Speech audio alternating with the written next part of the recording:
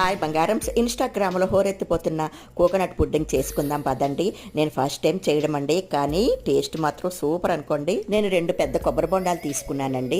China grass అని దొరుకుతుంది super మార్కెట్లో, అది 1 ప్యాకెట్ తీసుకోండి. కొబ్బరి నీరు వడకట్టి ఒక గిన్నెలో పోసుకొని స్టవ్ మీద పెట్టి, ఇదిగోండి ఇదేనండి చైనా గ్రాస్. 2 ప్యాకెట్స్ వచ్చాయి. ఈ 2 ప్యాకెట్లు వేసేద్దాము. 2 కొబ్బరి బొండాలు కదా మరి. కొబ్బరి నీరు కొద్దిగా వేడెక్కాక ఈ 2 వేసుకుంటే ఇట్టే కరిగిపోతుంది.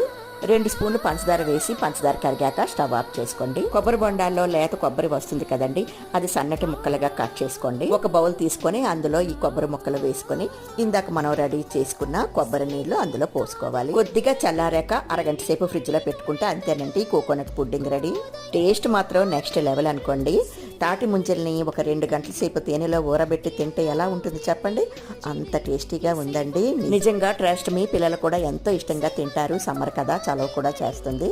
బాయ్ బంగారా.